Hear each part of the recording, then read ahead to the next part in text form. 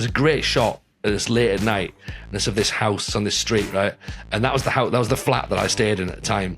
And if you look really closely, there's an angry woman walks into shot, very, very angry. And that woman was Mrs. J, because we'd been filming for quite a while and she was quite pissed off at how long it had taken.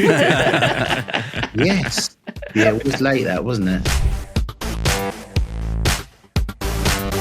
Hello everyone and welcome to another episode of the FM show. I'm your host Tony Jameson, joined as always by the one and only RDF Tactics, aka Aaron Falloon, who did a fantastic job co-presenting, by the way, last week when I was away. So Aaron, thank you very much for that. We'll get into that in a little second. We should also say a returning host as well in the form of Maggio. Pleasure to have you back as always, Si. And we have ourselves a very, very special guest. It's episode 99, folks. We are nudging up to the 100, and we have got a multi-award winning film director, okay? A man who has made works for Netflix, BAFTA. He made the Football Manager documentary, Football Manager, an alternate reality. Everyone say hello to the one and only Louis Myles. Louis, how are we, pal? Are we well? I'm all right. Yeah, nice to be here, Tony. Nice to meet you, Si and Aaron. This is fun. It's to fun. meet you too, but I've got to be careful the memory banks here. It's like it's been. Was it? How long ago was it, Tony? 11 years since we made. It's 2014. Wasn't it? It came out. Yeah. We just said that as we jumped on the call, and it was like, oh, hello, Happy New Year for the last 11. Exactly. I hope there's a fly on the wall for the current one. I tell you that. It's like, that would be good, wouldn't it? A fly on the wall for like the process of changing it over to the new system. It could be there. It could, maybe, we don't know. But there you go. Let's timestamp that already for Si going, I've got an angry conspiracy theory already.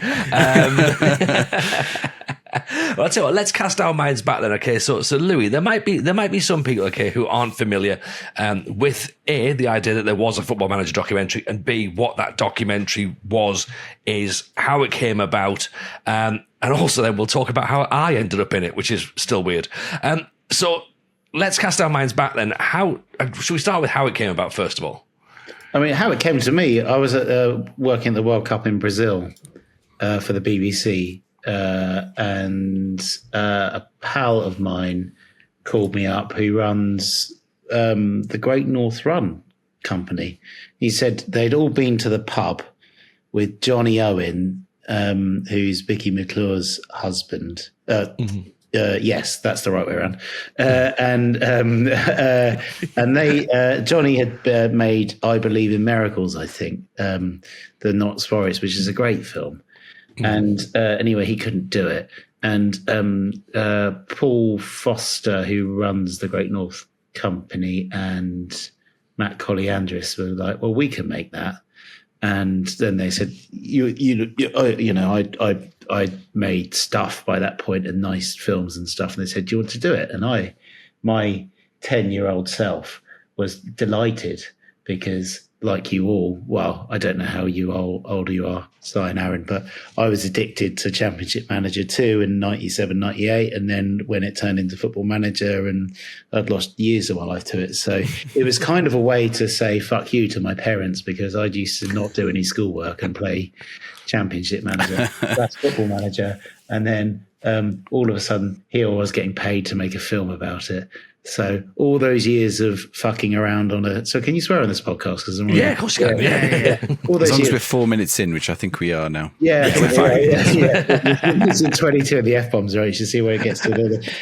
All those years fucking around, not doing any schoolwork and being obsessed with football stats and pretending to do, suit up and all the rest of it. It came to life. And then we made it, and it was great fun, if not very intense. I wouldn't recommend making a film from start to finish in 8 weeks, but that's what we did.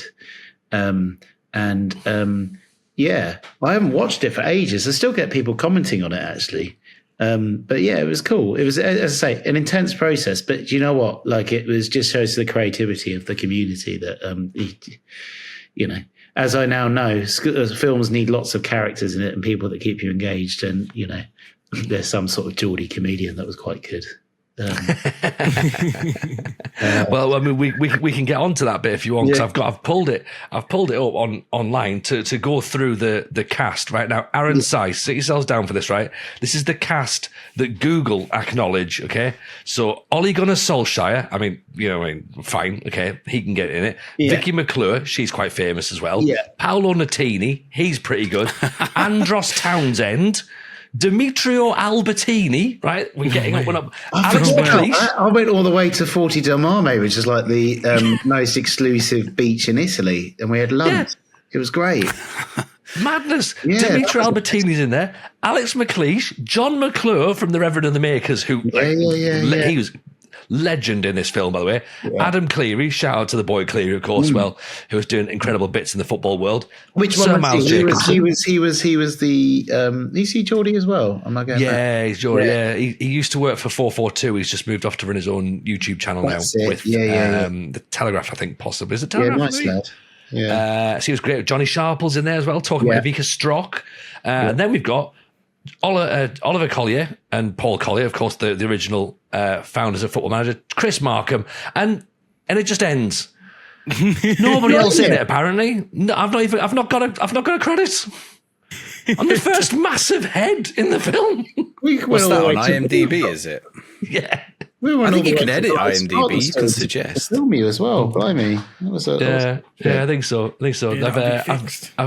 I've mentioned this to the boys, Louis, and again, for anyone who's watched the film sorry, I am named on IMDb, but there's not a picture of me on the internet, right? But there is the opening shot. Powerlifting self, though, or whatever it is. It was, they wouldn't recognise me, would they? Because they'd have to be accurate. You should see my face on Google. It was when I was about 10 kilos heavier, and it's not fun.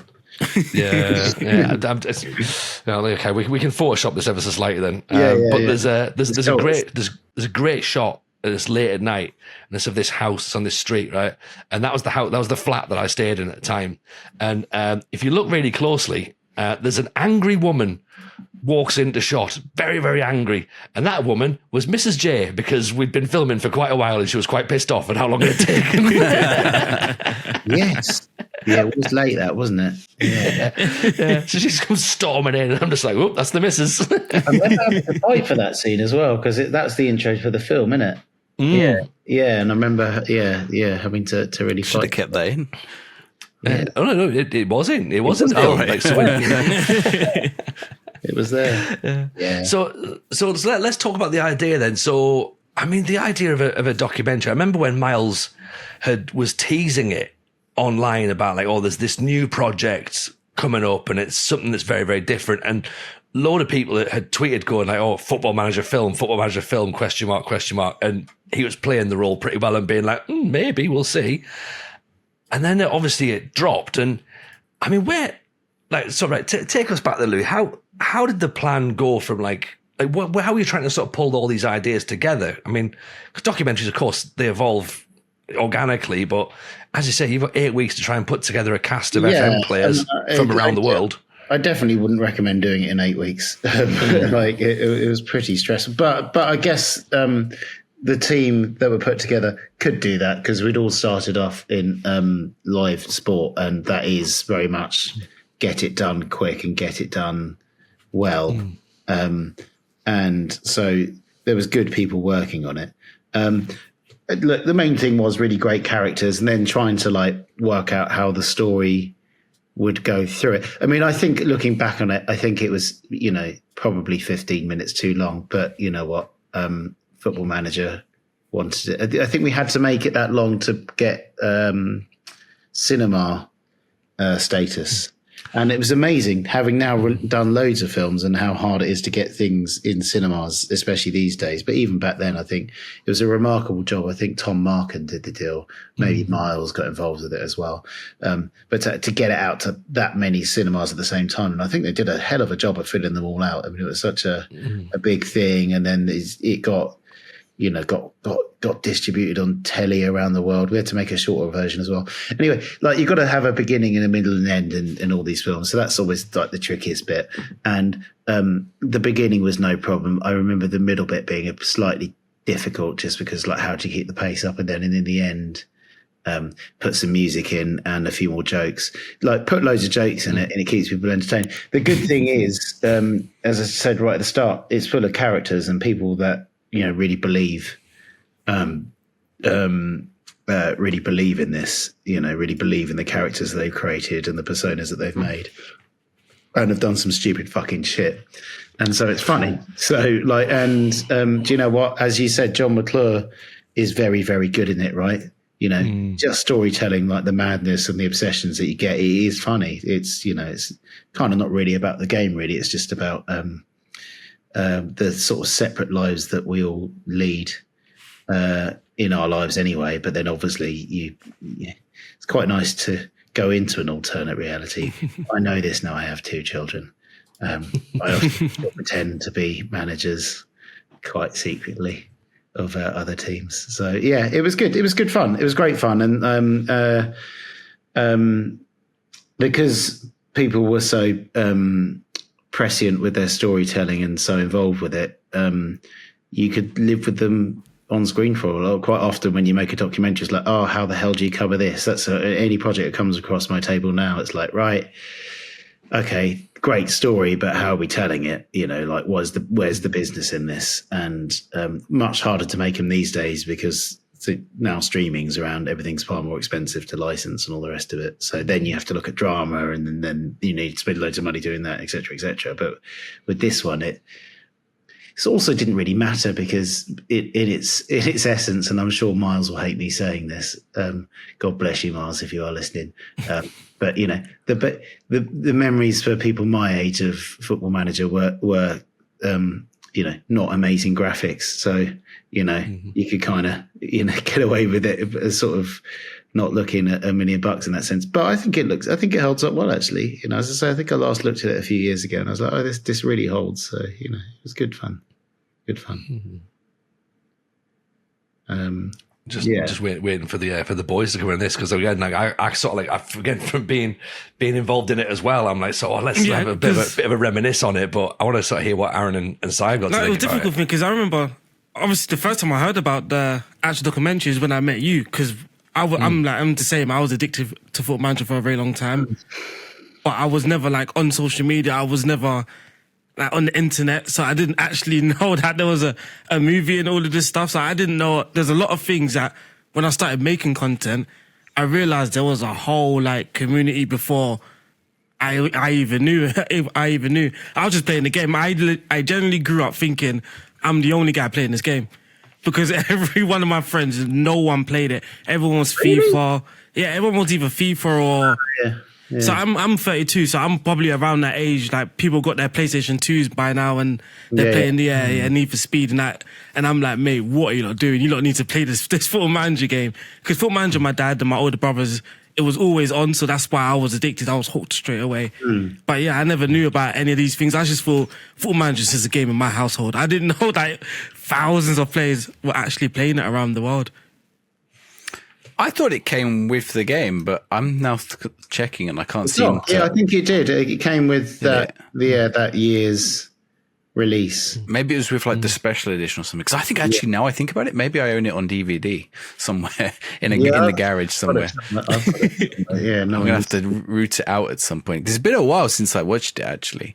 Yeah, with it being 11 years old. It spawned so much creativity, and then after the film got released, there were so many stories coming as a result of it, right? Because it genuinely changed people's lives. I mean, like, look at you all lot. You make somewhat of a living as a result of your Football Manager playing. That is a question. With so many characters now in the community, like, so many people have this content creating as their full-time job. They're obviously characters because they entertain an audience for a number of years now. Do you think a documentary could be possible now?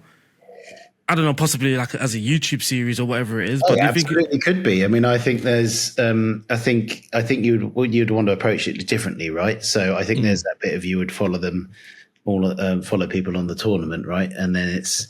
Look, I mean, I make films about lots of different things now, and if you've got people who are obsessed and love it, they're going to be slightly.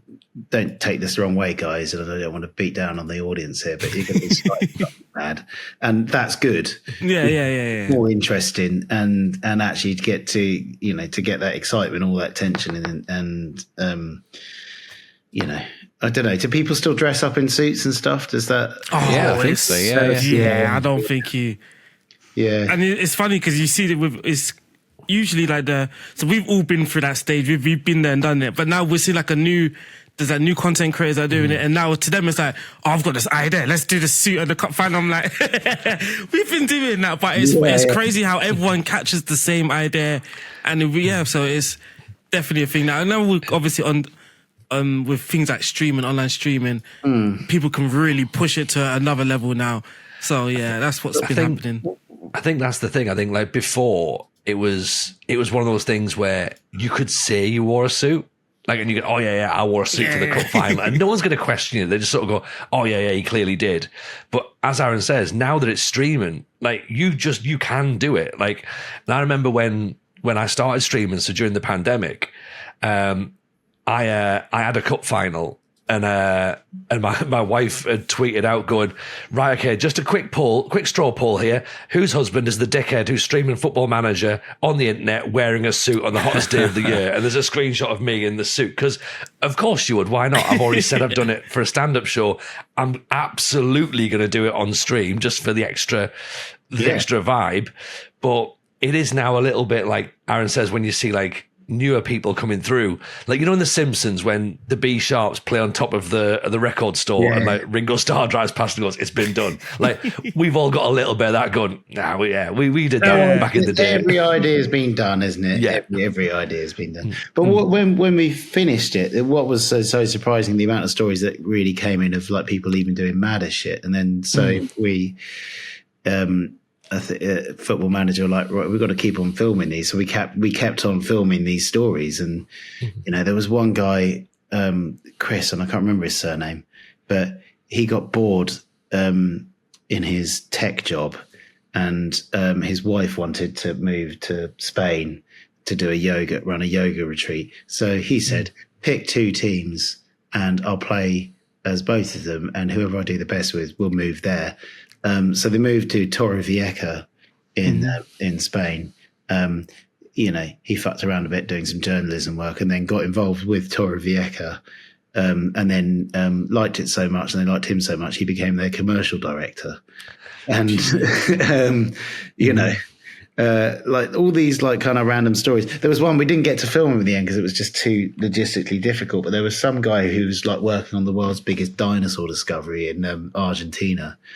Right, and he wrote this letter in, and I'd still like to film this, and like it's genuinely like the biggest dinosaur that has ever been discovered, and all the rest of it. So they were like painstakingly putting the bones together, and then he would be playing Football Manager on the side. I just had the shot in my head that the dinosaur would be built like a bit like in the Natural History Museum, whatever, and you just do the cut to the scene of him just going, "Should we go forward the back?" Height fucking massive. Several £1,000s expenses just to get there, And I think we've just worked out what episode 100 is, everyone. So it was mad. There was loads and loads and loads and loads of them. I mean, like, it was amazing, really. And there still will be now. I mean, like, people will lose their minds in it and all the rest of it. Great fun. How did you find out like Paolo Nutini played and like people like that? I think that came. Some of that celeb stuff was known to the team at Football Manager. So Kieran Brennan was running PR at the time, and then Dave Kempshaw, who I still work with now. He's no longer at FM, but he was the marketing director. They might have different roles. I might have made up those titles completely, but they were kind of in charge. So they did have a database of famous people. Okay. And Paolo Nutini, he was a nice lad. We rocked up at the BBC without a filming permit, and I had to blag being in the Radio 1 studios filming this sort of stuff. And they were very kind, but, I didn't fill in any forms. That was a problem. But I did have a BBC pass at the time. So I was like, no, it's all kosher. Yeah, it's all fine. Not commercial at all. But he was funny because, I think they can, some artists can get a bit prickly and stuff, but as soon as he knew it was about Football Manager, he was gone, and he genuinely was pissed off with that lad, wasn't he? Who was the player? It was he played for Celtic. He was quite famous, and then he met him. I probably should have, watched the film before coming on tonight. He got really pissed off with the player in training, and then he met him, and he was fucking fuming with him. The version of himself, and he just couldn't get past it. No way. I think let's just say Natini, fairly laid back character. I couldn't really see him having anger towards anyone, but he was fuming. He was spitting feathers about this lad. Scott Brown or someone. That was something like Scott Brown. Yeah. Sounds like something. And so this is a database of people that absolutely love it, and I remember we almost got Nick Frost involved in the whole thing, and we were speaking to I remember calling him up. His agent said he was up for it, so I called him up, and then he couldn't make the filming dates work and all the rest of it. But he said, I can't really give you a story, but I'm just obsessed, so you can come and film me just being obsessed if you want. And I was like, I said, well, just say that you're obsessed. It'll be a one-shot thing. It'll be fine, there was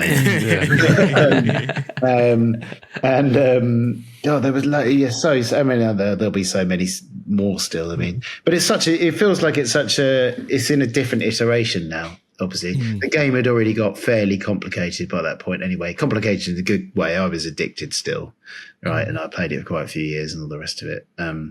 But it feels like it's sort of not moved on in that sort of way, but like it's obviously going to be a complete different iteration coming up, right? But it feels like where it's placed, they've done a really good job of getting that new generation involved, and it's still a massive success, isn't it? And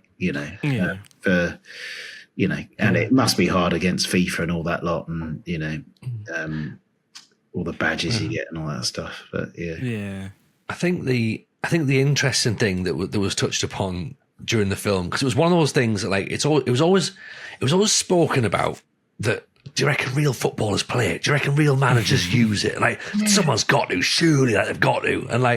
And it was sort of that sort of first official moment of yeah, they do.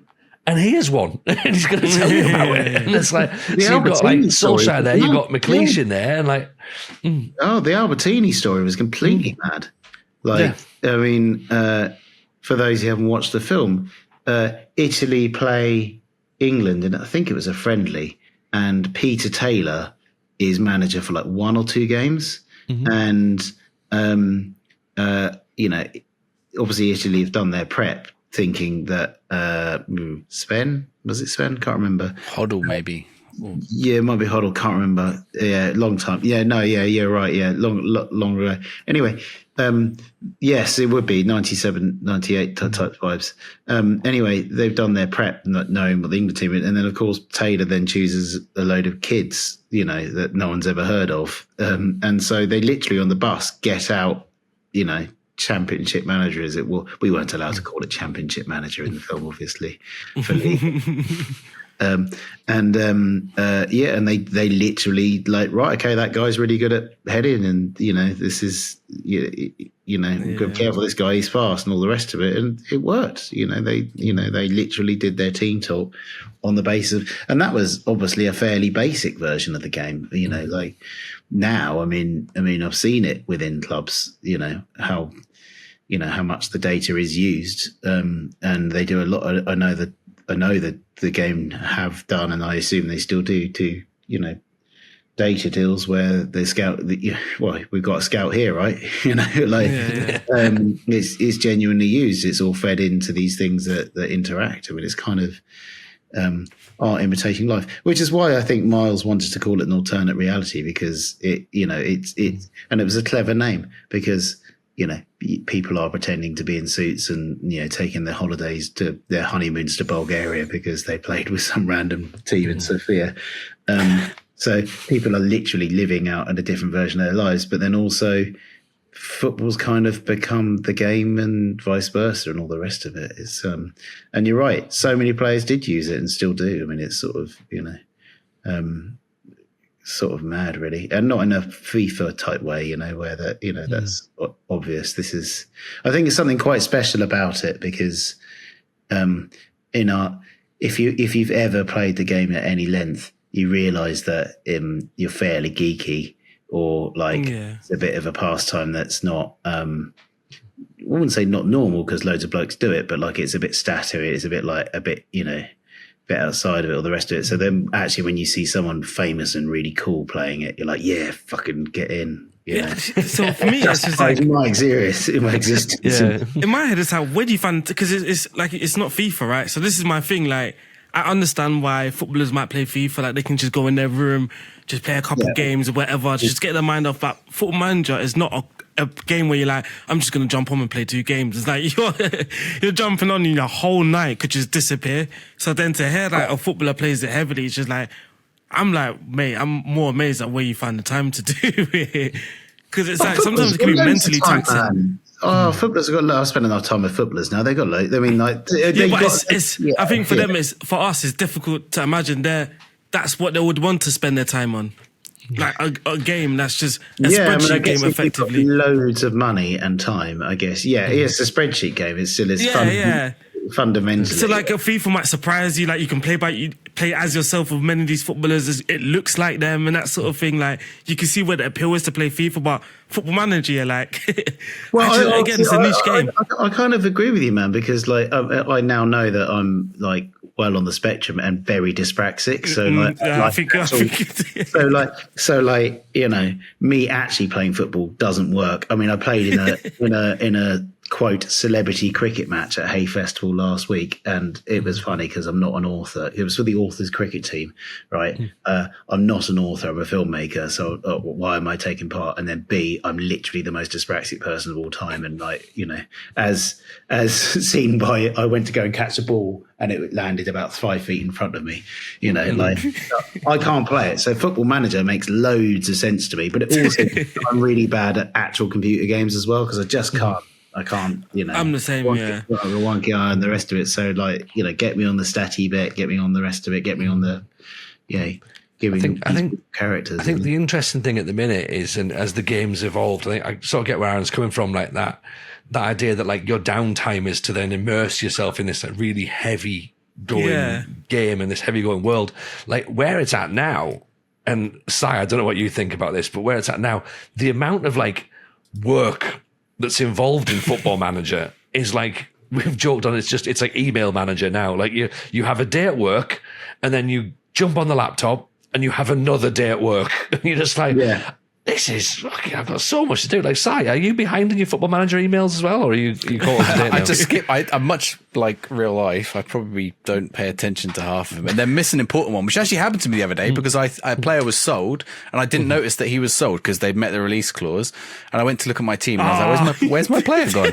Because I just flicked through my emails and like, it didn't tell me that they'd put a bid on him. So I hadn't seen it. It just said he's moved. Like, and I just missed that email. I was like, it told you done the same thing as me. You skipped past it. It definitely told I you. went back and checked. It never. It had the one email to say he'd been sold, but not the email to say that they put the bid in. It had the bids for other people, and I was like, "What? How did that work?" But yeah, definitely, I missed them. I realize now I'm spending half my time telling my staff off for doing the wrong thing. I'm like, "Well, director of football, can you stop projecting these loan bids, please? Like, can you like that? I wanted 20 million. They've offered 21 million. It just happens to be in tiny installments. I'll take that. Like, give that to me. Don't stop rejecting that for me. So what do you just do the rest of us do? Just like get AI to do it, all that menial stuff. What, do you chat GPT or something? Just ask.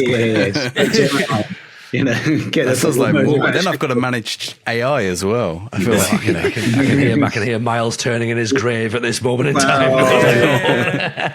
But he says he wants it more real. Everyone else is fucking doing it.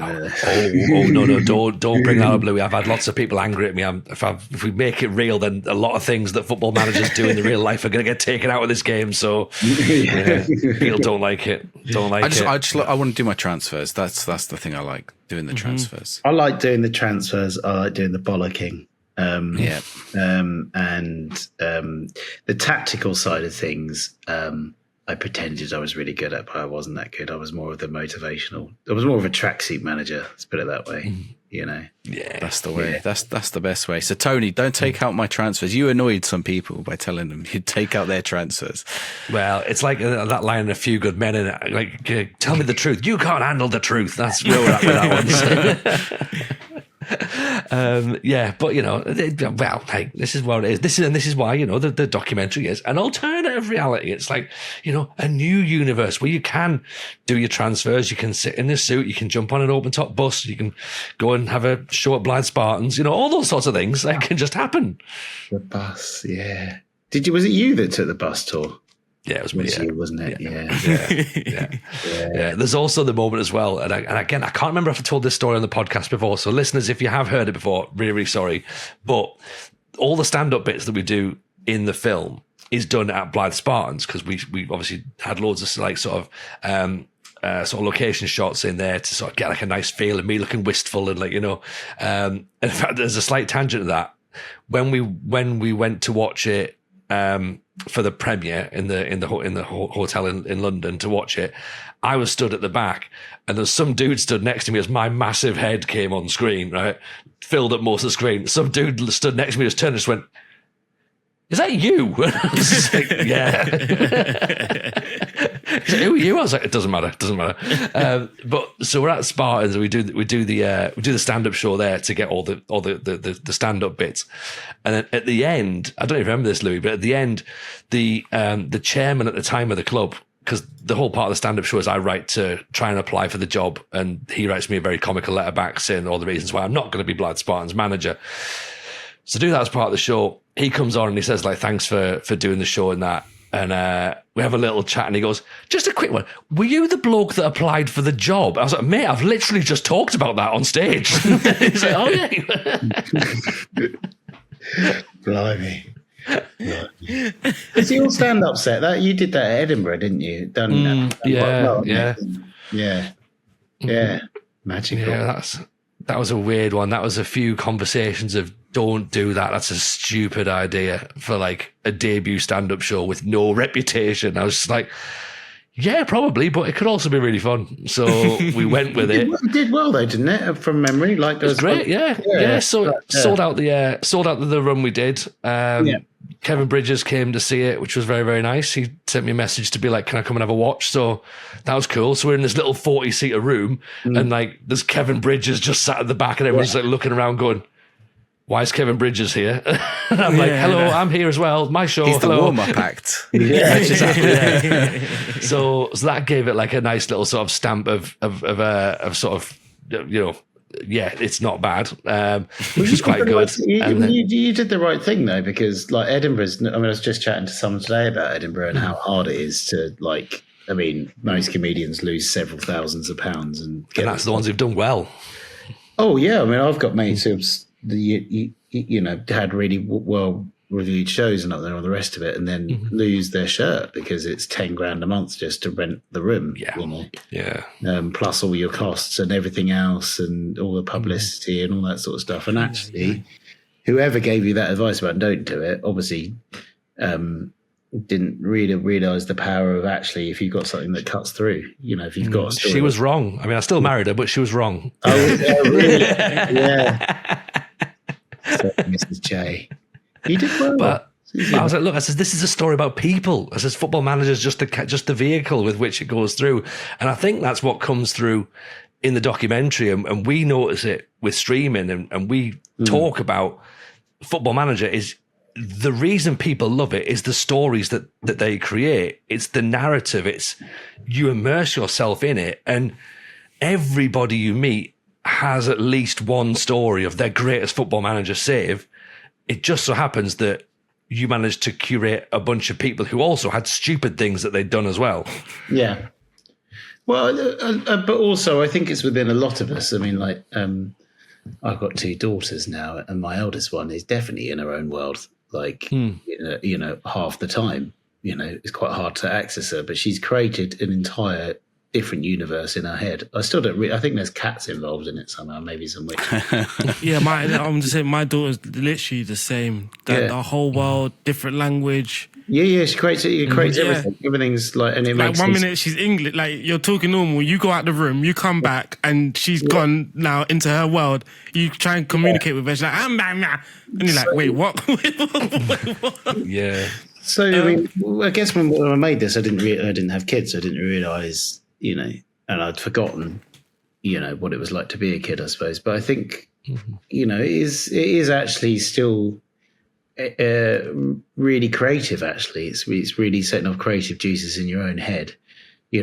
Obviously fairly pointless creating all these characters of people that you've never met, but actually it's quite fun.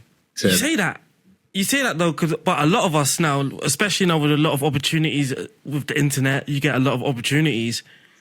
I had the same feeling as you, right? When you had that moment where you look back at your parents and be like, haha, this is a fuck you moment, and look at us now. So I had the same thing when when we done the World Cup. Again, we didn't realize how big it was until we got there.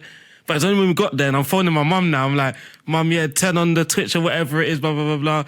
And then she can see me fully representing England because it's official and stuff like that. Yeah. And they're like, bloody hell. And I'm like, see, if I didn't bunk school, if I did my homework, if I listened to you, I don't know where I would be. I'd be in Primark. But now you're a scout. I mean, that's yeah, literally, yeah. I mean, But that's the creativity, right? So I didn't, growing up where I grew up, when you watch football on TV and you see the staff of the football teams and that, you only see ex-footballers. So you never thought someone like yourself can just, without the experience in football, just find a job in football. You always had this idea that you had to be a footballer to be into football. That's your only key into football. But obviously as you grow up, and for me, it was playing Football Manager, then creating content, and it's like, oh wait, that scout never used to be that person never used to be a foot. Maybe I can be a scout. And that's how it got into it. And then I started doing the scouting stuff myself, and then it sort of came side by side. I would do the Football Manager stuff and the scouting. It was all pushed under one name, RDF Tactics, and that's how sort of my way into the football world. Amazing. And it's just, yeah. I remember there was a lad. He's actually a son of a Formula One driver. Jody Scheckter is the F1 driver. I think it's Jody or JB. Around in the 70s. Anyway, his son Hugo, he's now a player care guy. So I met him. I can't remember. I was interviewing Sadio Mane for something, not Football Manager related, at Southampton, and he was looking after Sadio. And he goes, "You're the guy that made the Football Manager documentary." It's like, I am. He said, I have this job because of Football Manager. I was like, really? I was like, oh, that's cool. And I said, oh, it must be amazing, to do all this stuff. And then it turns out he wasn't even that interested in the game. He just got addicted to Football Manager, and football wasn't really his thing at all. He just loved the spreadsheet element of it. I think if Hugo's watching this, I'm sorry if I've got this story wrong. This is how I remember it. I'm now old enough to realise that memories can be twisted, especially when you want to tell a story. But I think it was something along those lines. And anyway, he's gone on to have a fabulous career. He ended up being the top guy at West Ham, and and now I think he runs his own player care agency, and he advises loads of clubs, and it's a real big thing, right? That whole settling in players from wherever they are in the world, and then sorting out all their stuff. It's kind of a really good job, and he wouldn't have had that career if it wasn't for the game. If he didn't enter into that same world as we all did. And quite frankly, I probably wouldn't have gone on to do what I did without doing that doc. Without doing that thing with 4 FM. It was, I'd never made anything longer than 50 minutes beforehand. Then all of a sudden I was, and then there was a nice bit of press on it, and we wouldn't have made Kaiser without it, quite frankly. All those opportunities came from doing that thing. So amazing, really. Football Manager's the gateway, right? Jeez. Yeah. Football Manager, you've got a future. Yeah. All you've got to do is play FM. Football Manager bought me my house. There we go. There's the show. There's the show. Yeah. It's a you have crazy gone one. on to make other football docu. So you mentioned one just then, which is Kaiser, and you've made a couple others.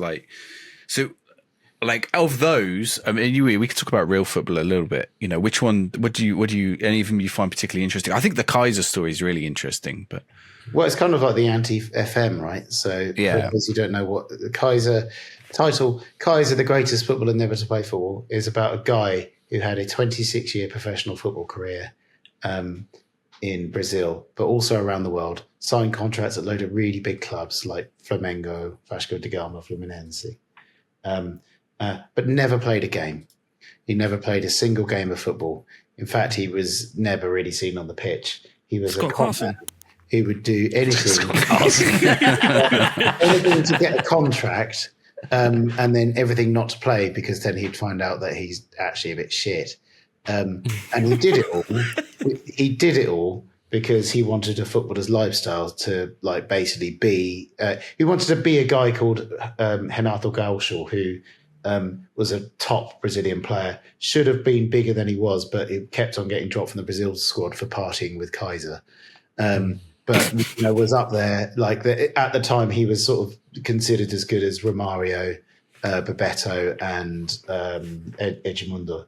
In fact, there was a really famous competition in Rio where they were all three of them playing for Rio teams, and they had this like fake competition, and they had all this media thing. And he's huge, and he's just won the Copa Libertadores like 2 years ago or something with Vasco as a manager. So Kaiser wanted to live a footballer's lifestyle and be a celebrity, and he went and did it. He went and got all these contracts. He went and managed to trick these clubs to give him these contracts. He used to like. We don't put it in the film because the film's really about a study on belief and why you believe things and the rest of it, but finding a way around it. Also, it's really incredulous because within the film is Carlos Alberto Torres, the scorer of the greatest ever goal in 1970. Bebeto. We tried to get Romario on, but he kept on pulling out, annoyingly. But like loads of really famous names are part of this film. They all vouched for him, right? He was genuine mates with them. And he would go, but essentially his real trick really was he worked out that you can go and train at a club and they have to give you 2 weeks pay if you come back the next day. So you go in, you do well, and then you have to stay there for 2 weeks. And if you can get past the 2 weeks, they have to automatically give you a 3-month contract. So he would go in, blast all the fitness tests. Then he would get injured when the ball would come out because he couldn't kick a fucking football. It was like me, totally shit. But by that point, he was already sorting out the commercial deals. He was sorting the parties out. Half the mafia were running the Rio club, so he was becoming a gangster's pet and all the rest of it. And people then realised that he was the most connected man in Rio de Janeiro, and so they wanted him at the club. And then after the 2 weeks, he would get his 3-month thing, and then he wouldn't have to bother turning up at all because he was on pay. He wouldn't get loads to pay for it, but he would have the card. He would have the identity, thing, which would then give him the currency to go and do what he wanted to do. And that would be, he could go, to this day, he can still eat in any restaurant in Rio de Janeiro for free. He conducted several high profile but unmentionable illicit affairs with famous singers, tennis players from all around the world, not just Brazil. People that we know in the United Kingdom would go over and make love to Kaiser. Again, not in the film. And it was all based on a lie, and it was all based on the fact that he was really good at telling these stories, and he would charm you with these stories. He would have these base stories. He would play up on the fact that he was a fake footballer, and he would have these very funny, well-told stories that everyone would repeat because, this is the thing that Kaiser did, and they would do it all word for word. So his story would become legend. He became a folkloric character. There is now, after the film got made, we got contacted by the guy who runs the Brazilian Football Museum. There is now a section in the Brazilian Football Museum, like the Football Museum in Manchester, but for Brazil, on Kaiser. And he's this folkloric character that, someone held to this thing. So it was fun. And that all came about because Tom Markham, who was in the film, in the Football Manager film, he was director of something or other at FM at the time, business manager. It was finance or business, I think, wasn't he? Yeah, he did all the deals. So he would sort out those data deals. He would get sponsorship, like place it, advertising, spot, all this sort of stuff, right? His mates had heard about it, and then I think we were on the way to Paris to show Football Manager in a film festival there, and he said, "I've got a story for you, but I need to tell you with the mates." And I was trying to get out of them all weekend. And eventually we went to the pub near the FM offices the week after, and his mates, Rob and Stefan, were there, who were city traders. And Rob had found the story on Reddit. and he could speak Spanish, but Spanish is not that far away from Portuguese, right? So he sort of like basically roughly translated it, found some English articles on the guy, and he was like, can we make a story on this guy? I was like, yeah, you can, but I don't know how the fuck you get that commission. This is like Netflix had just started, so...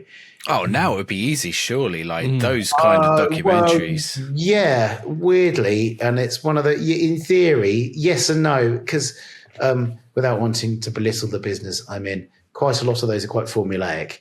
Okay, yeah. And it's like a true crime type thing with It's episodic, right? They build them up. Safety nets built around it. Yeah.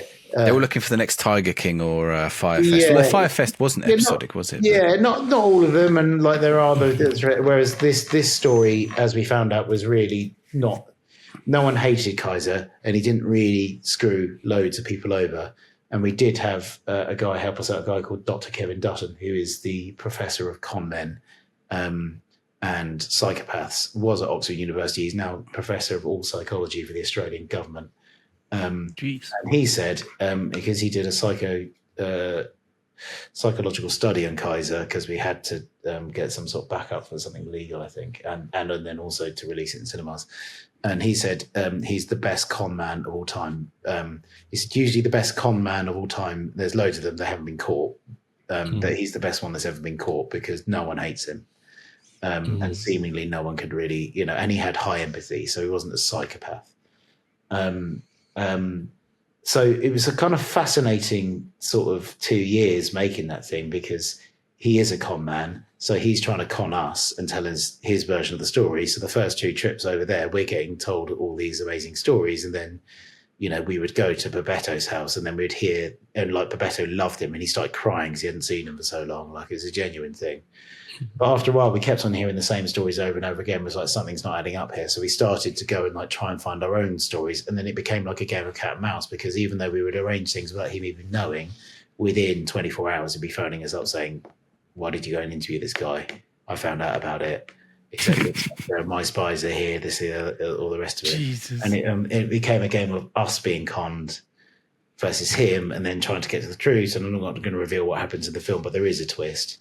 And then the whole thing it got elevated even further, because then it's trying to reflect all of this stuff in a film in a way that's not show and tell. So it's not like this happened and you must feel this. It's kind of like, here's a guy, we're going to bombard you with this guy's stories, and you enter into his world and you're blown away with this complete fucking madness. And like Brazil, I love that place. It is completely fucking mad, but Rio de Janeiro is another level of like, I loved it the moment I first went there, and in like 2010, I remember turning on the TV and it was breakfast news, and the news was being delivered by a talking parrot, and I was like, I love this place. I'm in. I'm here. Take me. I live here now. I live here. This is my world.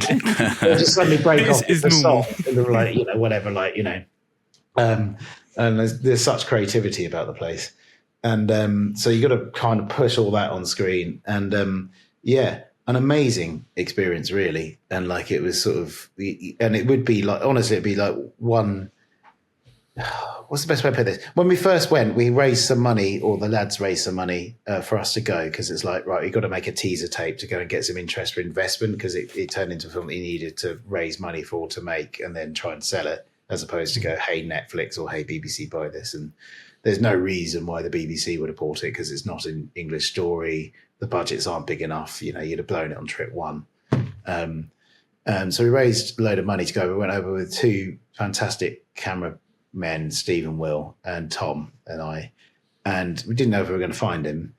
And then we hired this flat opposite Sugarloaf Mountain. And then we found out that we were going to get him. And 3 days later, it was like, brilliant, let's get some booze in. This guy likes to party. It was all about partying. It was all about women and all this sort of stuff. And we're like, right, let's get some booze in, have this chat. He turns up hobbling, obviously, because he's always injured. And he's got this big mullet, and it's dyed so black it's blue. He's got these sunglasses. He's always got these sunglasses on. And then he announced he doesn't drink, never did drink. So we're like, hide the booze. Let's hide that. Let's not have that. Let's put that down. Waters are fantastic. Let's go. And then we sat there, and then we did the deal pretty quickly. And then he gave us 2 hours of these most extraordinary stories, of which 95% of them can never be repeated in recorded or written format ever again. Largely to do with celebrities or stuff that he got up to outside of the pitch. And every single one of those stories, I have no doubt was true. Like literally don't doubt it. And again, for reasons I can't say on a recorded format afterwards, because I then saw some of those things play out later on. And then we did the thing. He said, "Do you want to eat?" It's like, let's go and eat. So we went to go to one of those Brazilian barbecue places. There's actually one in London now. It's not very good. At the time it was. It's called Fogo de Chão. And it's right on Botafogo Bay. And we went there, and there must have been 200 people in the queue. We haven't booked, right? So we go, he goes, "Don't worry, we'll sort this out. Go right to the front." Within 5 minutes, we've got the best seats in the house. They've cleared a table for us.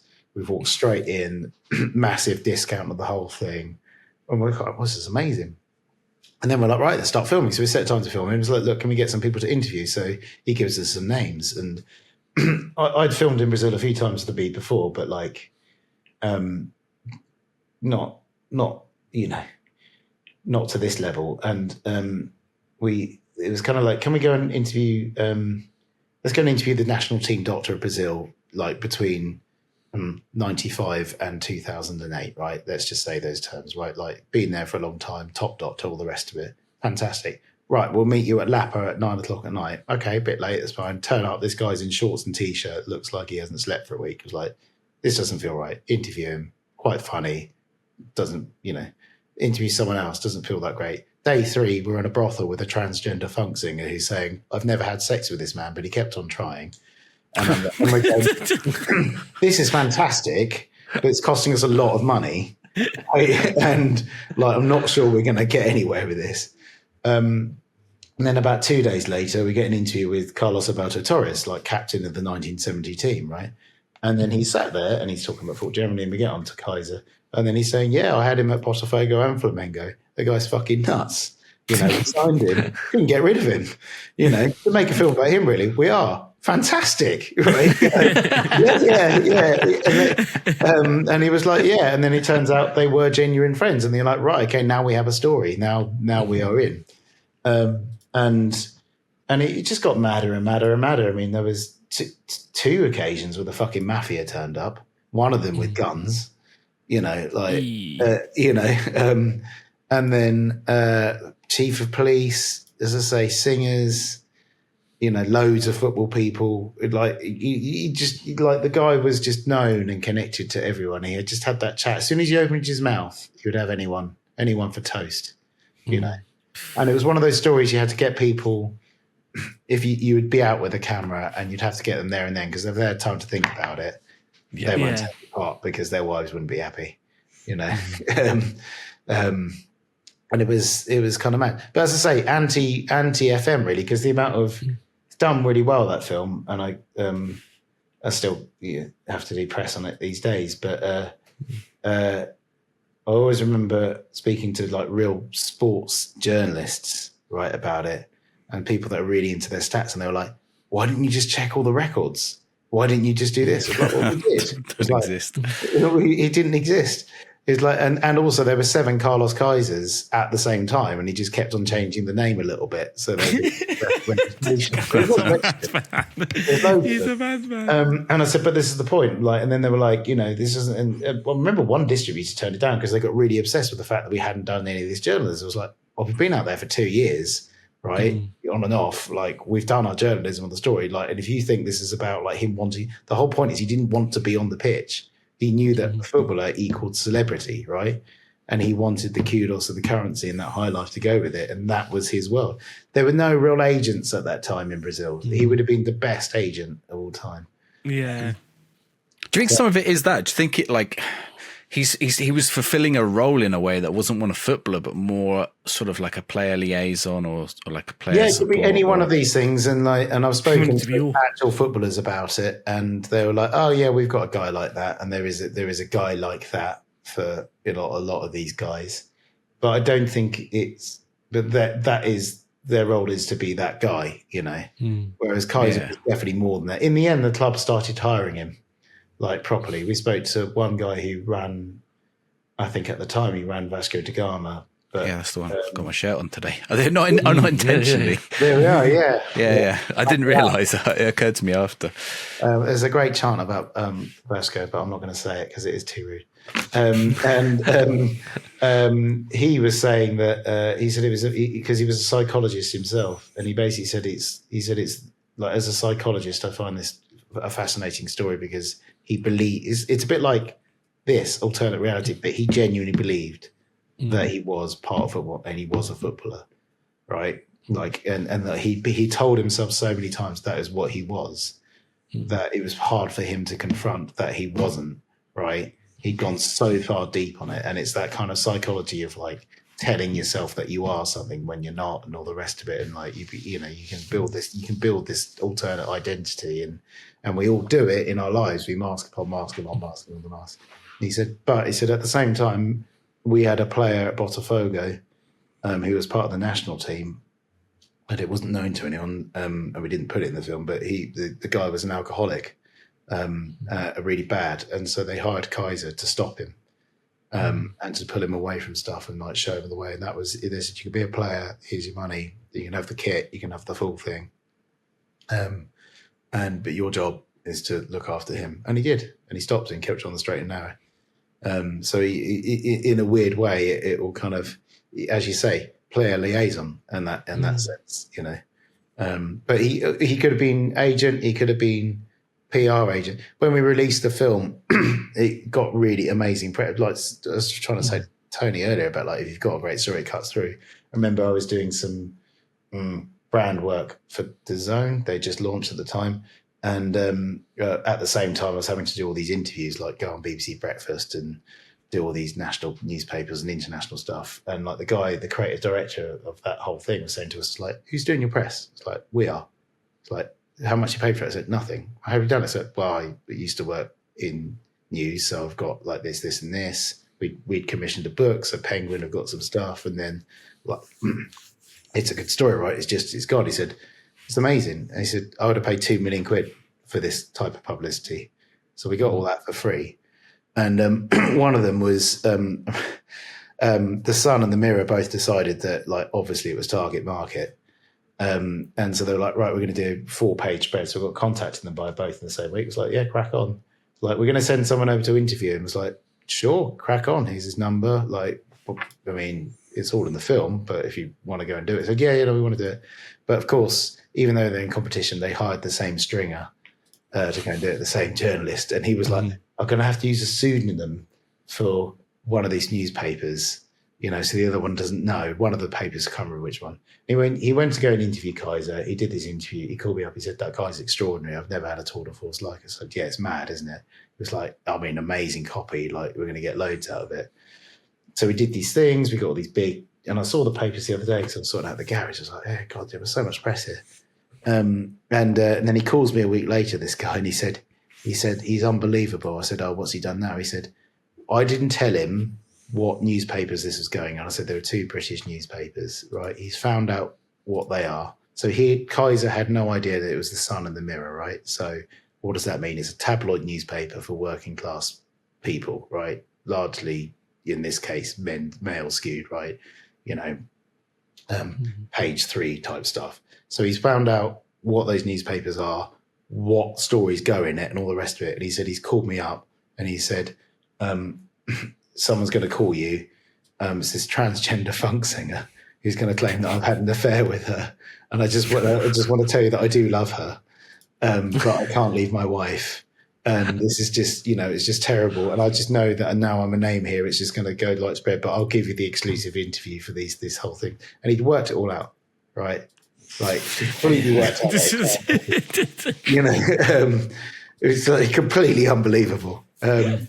You know, man's a genius. He's a certified genius. He's a certified madman. But yeah, strange. And when it finished, I was really kind of it was intense, right? I just had my first daughter with all that entails. Most of that first 9 months of her life, I'd been back and forward to Brazil. I never really told my wife that the mafia were turning up on our drama shoots with guns and threatening us not to release things and all the rest of it.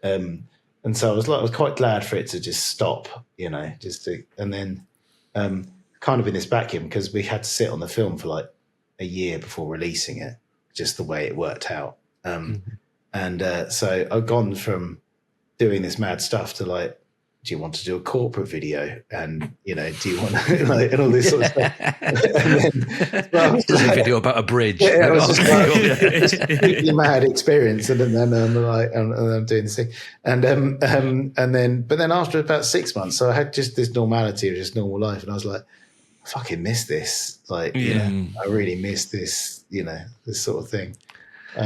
So yeah, fun. And then, look, yeah, as you say, loads of other films. Like, I think if I were to, there was one we did on the Croatian national team in 1998, which was a nice one. And that's all about the breakup of Yugoslavia and about how those team were.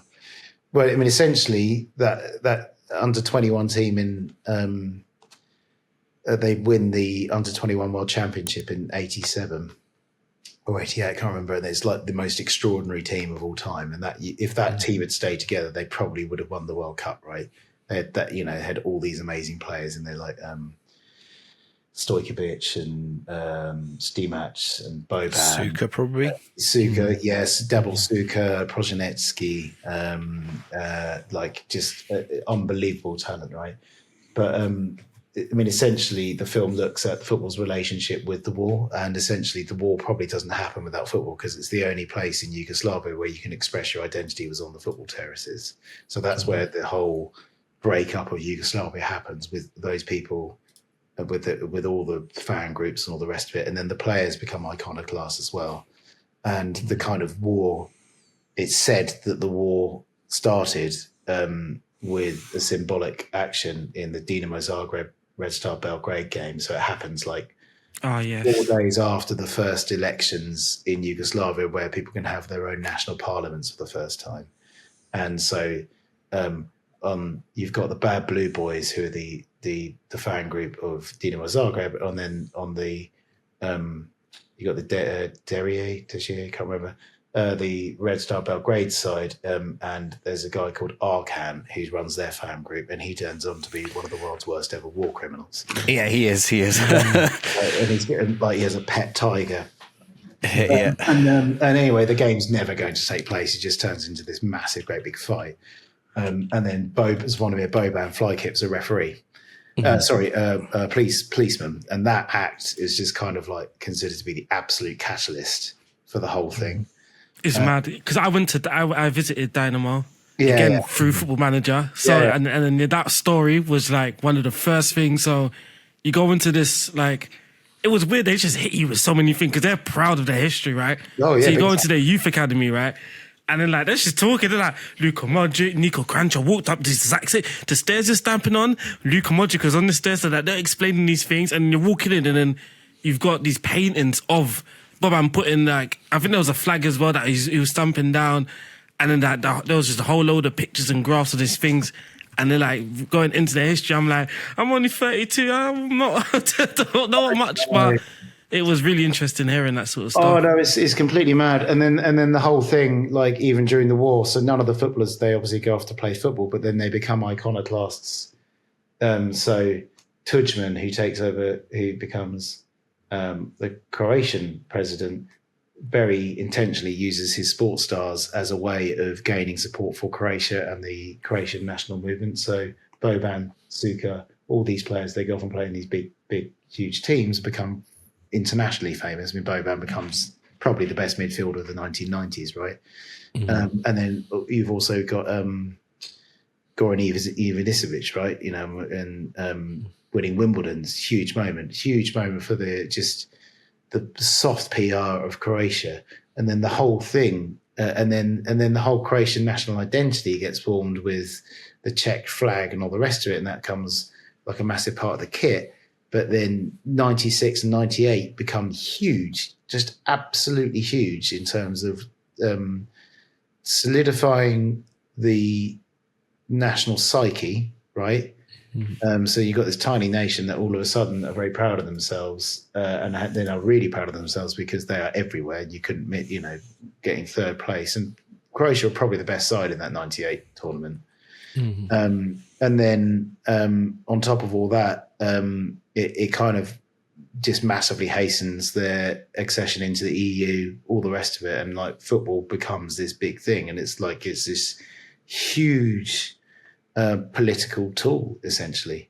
And it really worked for them in a way that it didn't quite work as well for Serbia, because it took another 10 years for Yugoslavia to officially break up, and Milosevic is still knocking around and all that sort of stuff. So, but that was kind of an incredible story, very different because it's a lot more journalistic. I never had a more complicated film in terms of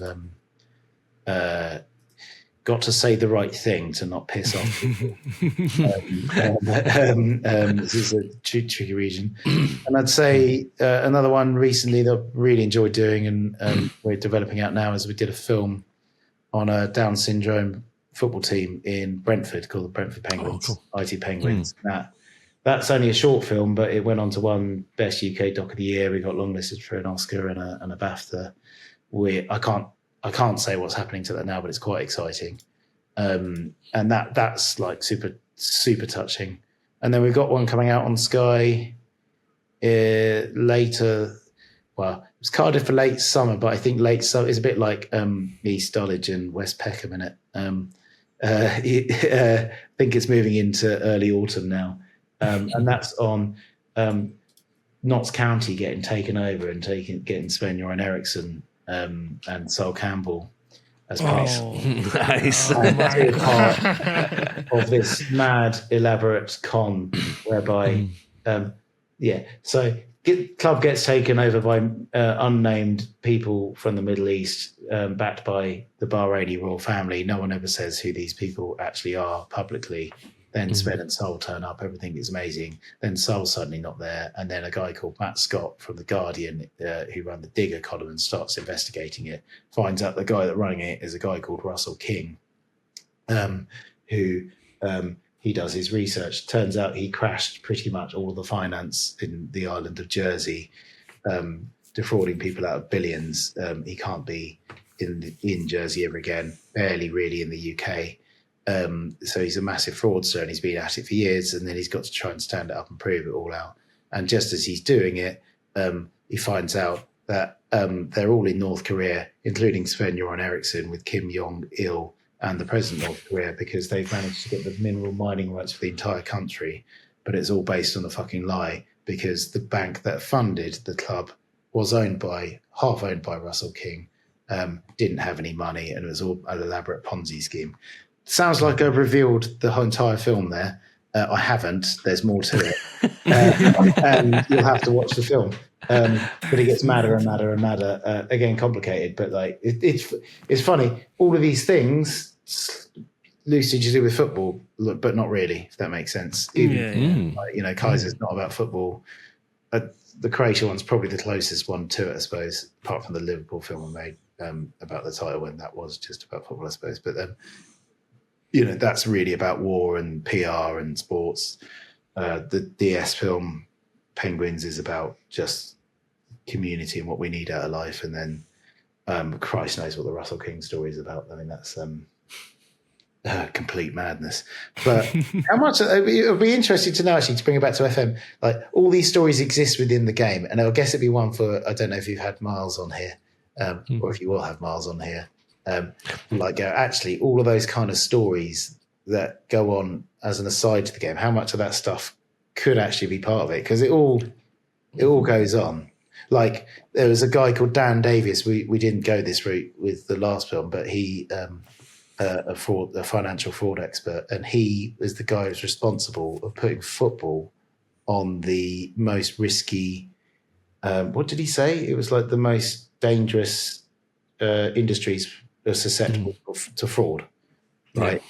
So why is it susceptible to fraud? Well, let's say you've got a football club with a 20,000 seat stadium, but only 10,000 people attend every week, but the attendances on the books are 20,000, right? No one can check it, all the rest of it, basic stuff like that.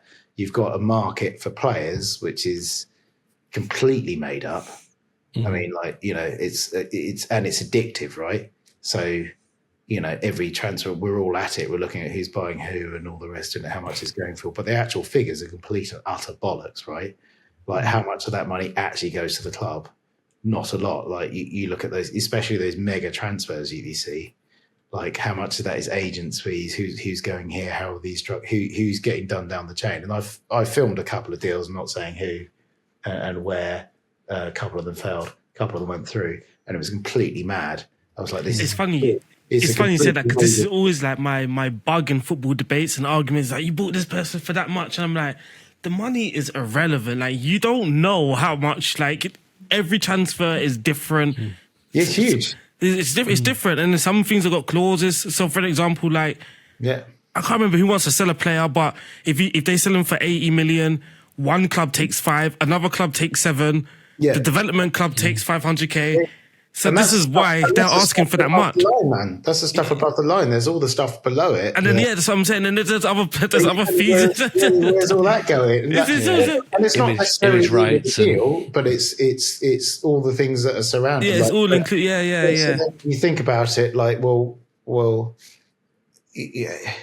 I'm not saying all deals are the rest of it. I'm not mentioning any names or anything or the rest of it. But if you just look, once you know that a transfer does have all these myriad of things that can go through, well, who's got interest in what? Yeah. And who's got things here and all the rest of it, because that's actually how the world works anyway. It's not just football transfers. Like everyone's got I'll give you a bit of business, but I want 10% of this, and all that stuff goes on. But but it's such an inflated market. It's not like the cost of gas, where everyone knows that it's going to go up in the winter and then it's going to come down, and all the rest of it. We have a set price for this stuff, and that yes, it will go up with inflation, but it's it's not linked to anything. It's completely mad. But I'm a Brighton fan. We sold Moises Caicedo for 115 million quid or whatever it was, right? He's a central defensive midfielder. I mean, like when did that suddenly? And a fantastic deal, right? And I think that was all above board. I'm not saying it's a dodgy deal at all, but just look at the figures. Like this is a player that Makaleli would have never sold for that. It would have been about the striker. It would all have been like. I would expect Mittermer to sell for that. Not the guy that wins the ball and passes it, but all of a sudden, because of the way football was for those 2 years, that player became the most important thing in the world. So then that, you've got to spend all that. And then, of course, Chelsea were Chelsea at the time, but inflated market, it didn't make any sense, Well, that's what happens when you get 1 or 2 deals. Like this is a little bit what I deal with daily, but it's like a stadium, for example. There's no precedent for how much a stadium really costs because every stadium is unique and different size and has to have its own architecture. Every player is unique. You can't just say, oh, Messi costs the same as Alan Hutton, right? I'm always picking Alan Hutton. I don't know why. He's Messi my and victim. Hutton are about the same, to be honest. Really, I think these players don't cost. You got Scott Brown. It's not he's always doing this, Louis. He's always doing. He's trying to belittle us. So, none of these things have a precedent for how much they cost. So there's no one to say, hey, that's the wrong price, or that's the right price, or that's you actually can't. You can't. You can't. It happens every window, right? So this is why Moses Caicedo cost 100 and whatever, and then why Declan Rice then cost 100, because they then pull it into the market that it's limited. There's only 5 great CDMs in the world at this moment. They're doing it with the strikers now. That's why the strikers now are again costing over 100 million, because apparently the market's so smooth for strikers. It's not. Someone's just put that out there, and it carries on. And the next window is going to be there's not enough right wingers. So now, if you want the right winger, the top right winger on that market is going to be a ridiculous amount of money. But then you've also got the made up transfer fees to get around PS. Sorry by the way, for everyone who's listening and going, oh God, he's going off on real football again, right? But these PSR transfers where it's like, all right, well, I'll tell you what, we need to raise 50 million. So you have my 19-year-old for 50 million who's never played before, who clearly isn't worth 50 million quid, but I need to suddenly have 50 million pounds. And then next week, I'll buy one of your 20-year-olds for 50 million quid because you need 50 million quid now, and we'll both not play them, and all of a sudden these players have gone from being worth 250k to 50 million pound players, and you're like, the following season they're then getting loaned out to Tranmere because they're not actually very good, but it's just done to balance the books, and it's all like inflated stock essentially. There's another thing I'm not happy with that I found out. I think it's just this window. is that release clauses are not always paid up front. And I've been paying my release clauses all up front for the last 20 years on FM. But apparently now you could, oh, your release clause is 30 million. Oh, we'll give you 20 million now. And then 10 million. I'm like, wait, when is that a thing? I thought the whole point in the release clause is once that release clause is met, he has to go. But apparently now you can negotiate release clauses. And this is, again, like when you're talking about the transfers and stuff, now you can negotiate a release clause, which is just, people just making up things as they go along. But someone's found that, oh wait, can we? Someone's obviously found it in football. Can we negotiate this? They found out a negotiation. Didn't Man United just get 5 million for Sancho because Chelsea no longer want him? Yeah, mandatory buy clause that they went back on. It is insane. I've got a question, Louis, for you. If you were to, sorry, just to bring it back slightly onto FM for a second, if you had to reshoot the documentary or make a follow-up documentary, is there any stories that you've heard since the documentary was aired that you would like to put in? Or is there anybody that you couldn't get in the first documentary that you would now be banging on their door and going, you have to be part of this? Well, I think like all of these things, a bit of time. Obviously, I'd go for Griezmann. Like they're a real big player. We keep getting lots of people want him to come on the podcast. I'm like, how do you think we've got access to Antoine Griezmann? I'm sort of sure he would do it. Yeah. Sure, probably. If you have his number, message him after. You'd be surprised. I was always surprised when you were doing anything about anything that people loved. Then you could get people doing stuff for practically free if they absolutely loved it, right? I do quite a lot with the boxers now, and if people are into their boxing, don't have to pay them very much because they ringside seats. Let's go for that. But like FM, I can't remember now. It was so long ago, and the fees will all be skewed now. But I don't remember us paying big bucks for anyone to take part in it. But yeah, I think you'd go Griezmann now. I think I'd really like to, as I said, we did some of those little stories for Football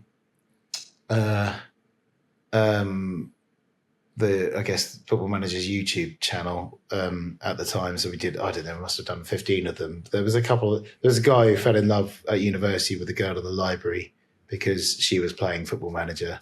And he could never, that would have been cool. You could have done a Football Manager wedding. The guy with the dinosaur, I still love it. And I think just given a little bit more time, and it's not a criticism of the process. It was what it was, and it was really enjoyable. But like just a little bit more time, that opening that we were talking about, I had to not fight really hard. I was like, I need an extra day to do this, to give us a way into the film, so it doesn't feel like we're just going into interview, showing stuff, all the rest of it. We need to do something that builds us into it. So. You could have got a few more cameos of famous people playing the game and all the rest of it. Yeah. But, and I probably would focus a little bit more just on that whole being. I'd definitely do this because I've got a project on, not the same, but it's about tribute bands. And, because people go into that, they beat their band, and they're really into it, and it's kind of amazing. In fact, some of them we're not actually filming yet, we're just in development, but doing quite well in it. But some of these guys, so it might not even happen when you're in development. Shouldn't really say all this stuff, but it's but some of these guys are replicating bands who were popular for like 3-4 years, but the bands are no longer together, but these guys are selling out venues. They're making some serious cash out of it, right? Yeah. And you're like, wow. And really, that's going to be, if we start filming, we've done bits of it, it's going to be about, that actual, just the characters that these people are. And then that kind of like whole identity, like looking at that concept of your identity is actually someone else's. Like that psychological human construct of like, okay, my life is going to be, I am Duran Duran or I am Elvis, right? Like that is me, and actually my real life is I'm an accountant at the council or whatever, right? Uber creative is a pseudonym, so I probably relent even more into that as a thing and made it really about that kind of that life. And now there weren't things like Football Managers, World Cups back then, but there are now. So you probably would tie it around a competition, I suppose, do it that way. It would be fun to do it again, I think. It would be fun, for sure. The tribute band thing that you've just mentioned is an interesting one, because there's a family that I knew growing up back home. Their life, they've been to take that tribute band for years. They make an absolute fortune off it. Like they're brilliant at what they do, right? But when Robbie Williams was sacked in the band, they had to sack the lad who was Robbie Williams, which I thought was amazing. Just really sorry. I need to meet these people. That's amazing. They sacked him and went, he's not in the band anymore. Cut him loose. No way. That is mental. That's brilliant. They had to get him back in a few years later. That's incredible. I'll put you in touch with them, because I think it's going to be a great story for the film. Honestly, yeah, it's. I don't know if I'm interested. Like, what would I'm now thinking about, like, not just the psyche of the person putting themselves in someone else's shoe, but people turning up to watch them. Like, you are not going to watch the real Take That. You know that. Sometimes these bands are better than the actual bands in the first. I was going to say, they're more youthful. They can dance. They can actually pop lock and. The worst concert I ever went to was Most Def, who is, I don't know if you know anyone. Might be DMX. He was an incredible rapper. I don't know what I think he changed his name because he became Muslim, but he, like, in the late 90s, early 2000s, he became a movie star and all the rest of it. Like, brilliant. Black on Both Sides. What an album. Fantastic. And then he was part of Black Star with Talib Kweli, like, just brilliant albums. And I loved those albums. And I remember taking my now wife to go and see him, and she started really liking it. It's like, this is brilliant. We went there. The guy was so fucking stoned for the entire thing, I couldn't understand. But if there was some guy that could be 98 to 2004 Most Def and sing live, I'd go and do that, because it was fucking pitch perfect. And the point is that some of these bands are actually better than, the guys that they're trying to imitate, especially if they're doing an 80s band, because all those fuckers are going to be like 80 70 or 80 now, right? So you've got I suppose as well, it's that thing of going, like, how likely am I to see the Wu-Tang Clan in York? Maybe the tribute band would turn up. That'll be fine. I'll just do that. That'll be great. Yeah. I went to go and see my niece and my brother-in-law in a little panto in Rochdale not that long ago, and they did very well. Very Shrek, very good. I was going to say, if it's a proper tribute band, then you're going to know they're good, right? Like, if I'm turning up to a Michael Jackson tribute, like, this guy's going to be... No, but he's going to be a show himself, right? Like, it's going to be he's going to have that talent naturally. They're going to do it. Right? Yeah. It was amazing. I was looking at it was all held in the Rochdale Leisure Centre. I'm sure it's called something else, but there was a pool there and anyway, 9 out of 10 bands were complete tribute bands, and I found it really funny. Apart from Sean Ryder, who obviously the local lad, he doesn't need a tribute band. He's still going to pump out. Sells half as many tickets though, sadly. Yeah, exactly. I've no idea what sold out and what didn't, but amazing stuff. But yeah, I would definitely go that route with it. I mean, we kind of did anyway, but I'd actually go even further into that sort of like spending time with it, and how far these people go, because I find it fascinating, absolutely fascinating. All good fun. Definitely. Awesome. I'll tell you what, should we start wrapping up? Because obviously we've said that we'd keep you for a bit of time, and I think we're getting towards that time. Honestly, we could sit and chat for hours and hours and hours, and I'm sure there's loads of questions for extra people to be on the documentary. And do you know what? Here's a little teaser then for an episode that's coming up. If you want to have a question as part of the podcast, because we're aware that that we have our views and stuff, and everyone who listens has their views as well. So for episode 100, we are opening it up as a public forum almost. So if you do have a question and you think that you want to come on the air, essentially it's the Football Manager phone in is what we're doing. So we're going to have people sat in the lobby.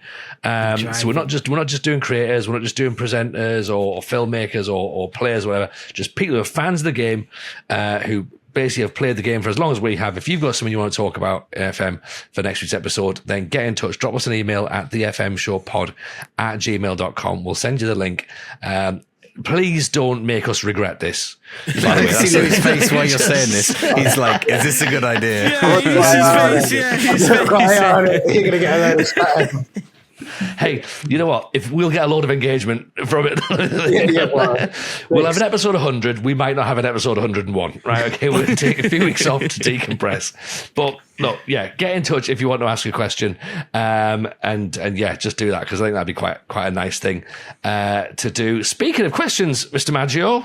Yes. So we put out a TikTok the other week, and a lot of people were questioning your two's ball knowledge, right? Oh, yeah. Wasn't that partially right, though?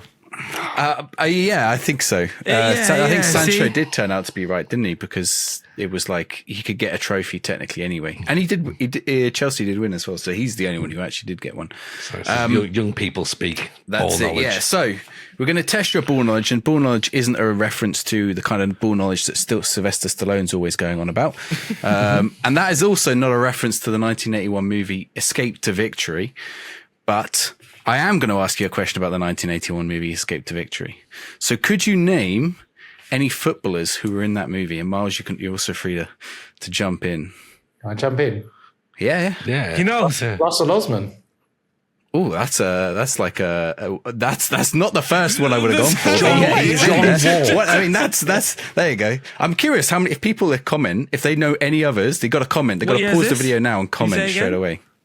what year did The you say it was? 1981 movie. Oh, Russell Osman was the. It was John Louis. Walk was in it as well, wasn't he? Sure, he was. Pele, obviously. Okay, Pele, Pele. yeah. Yeah, I was just what about thought we were to say, gonna go Pele's the first. only name that's going to come to me. I was born in 92. You can name an actor too if you like, if you know any of the actors. Sylvester Stallone. Other than Sylvester Stallone that I already gave you. He's actually weirdly the youngest one in there, I think. Who else is there? Okay, could you name? There was a team that featured. It's a Premier League team as well. West Ham, probably. They won was a Escape to Victory and the World Cup, apparently. It was not West Ham. It wasn't Ipswich, was it? No, that's It was Ipswich. It was Ipswich. Yeah. So most of the background characters are the Ipswich team. Oh, That's where Jason Russell- Dazelle. Long time. Yeah, I only know Russell Osman because I used to work with him, and that was the one. Oh, I feel like we've left that as a tangent too late now. Ozzy Ardiles. Would this have been the Yeah, Bobby Ozzy Robson, Ardiles, Bobby isn't it? Robson era of Ipswich Town then? Yes, 81. Yeah, possibly. Yeah. Yeah. Bobby Robson's not in it though. I mean, it doesn't help me with that, but you know. Okay, I'll give you a clue too. There's one other big famous English Beckenbauer? footballer. Bobby Moore. Beckenbauer. Beckenbauer is not. Bobby Moore is. Yeah. Bobby Moore, because he was in the artwork. This film, Jesus. Yeah. Sylvester Stallone plays the goalkeeper. Anyone name the team captain for the rest of the world team, not the German team? It's an actor, not a footballer. Danny DeVito. No, it's an English actor. Not Michael Caine. Yeah, it is Michael Caine. I was just saying, mate. Yeah, I thought. Jeez, was you in the film? The film is based on a team from Kiev, Dynamo Kiev, right? And it's actually a much sadder story. So they've bastardized it quite a lot for Hollywood, but it was all a bakery team, and I think a lot of them died in the end. But it was an incredible story. I did like a short piece on it during the Euro 2012, but there's a brilliant book on it called Dynamo, which is definitely worth reading because it's like just an amazing character study of like life under occupation. Going off a massive tangent. But, no, perfect. Like, I mean, I think you picked up the vibe of the show, Louis. yeah, sorry. Not in Football Manager, Nazi occupied leagues, sadly. But amazing, really. The football scenes are a bit stinky in Escape to Victory, really, aren't they? Despite having good footballers in it. You know? Yeah, we've discussed that a little while ago. That football films, as a whole, they have, if ever there's football in them, they tend not to be great. And we did. Yeah, I've never understood that. Well, we did a couple of Patreon watch-alongs in the early sort of months of our Patreon, and we did watch-alongs of Shaolin Soccer and Goal 3. and they were wonderful watchers. Wonderful watchers. Yeah, I sit next to a mate at Brighton, and for the first year I didn't know who he was. But it turns out he used to run Channel 4 Sport, and I was like, oh right, we should probably know each other, and then we become really good friends. A guy called Jamie. Anyway, it was a game a few months ago, and then he turns up with this guy, an American actor. And this guy's signing autographs for everyone. I've absolutely not, but I've not watched the Goal movies, but he's in Goal. And he's also, what's his name? Alessandro Navarro. He's in The Brutalist as well. Like, so he's suddenly like, and now his son's like doing really well. So he's really good in his own right. But I felt really bad because I should have known him from Goal, but I've never watched the films. But I did quote Goal because I watched like little segments on it where we're making Kaiser and like trying to raise money for it. Like the good news is we don't have to fake up football scenes because he never played. But like I can't remember. I genuinely can't remember a football film with amazing football scenes in it. No, I think this is why Ted Lasso's not too bad actually. That's all right. Ted Lasso, yeah, That's done. Dream Team from back in the day. There's documentary ones, of course. I mean, not to like that sounds like I'm just praising your ones here, but there are other good documentary ones, I think. No, but actually, like films. actually showing like fake football, like fake football, yeah. Yeah, like is Bend It Like Beckham? I don't remember what the foot was like in that. it was not. Doesn't it? I was Yeah, it looks young. like a really computer generated ball that's like flies into the top corner. maybe They always have to do a zoom in because no one. I think it was. I think some of her shots. Some of her shots. Rather than just was take ridiculous. a good shot, they just like zoom right in at the last second to show the ball flying in the top corner, don't they? Yeah, it's an easy I think this is partly why. I don't know if any of you have seen like these, like Sunday League clubs. Some of them, they put like their videos on YouTube, but some of them will actually make it a thing that they've got their own commentary and that sort of thing. But I think this is why people are so gripped into it because they know it's not real football, but it's almost like a lot of the things that happens in it's like movies as well. Like the people squaring up to each other, people enjoy that, but then the football is not that bad because it's actually real football. It's like people really going and flying into tackles and that sort of stuff. So I think that's partly at that level. yeah. So I wonder if there could be like a Sunday League movie where it's actually real footage and people just flying into each other. The FM Following them show. during the week in their day jobs. I spoke to a lad who was. I worked on a film with one of the lads who was in Dream Team years ago. Like when it was on Sky, and he said that the actors that were recruited for Dream Team were asked if they could play football first and if they could act second. I was like, that works. That works. That sounds legit. Well, you just get them to stare off camera for a bit, I guess. Like that. Amazing.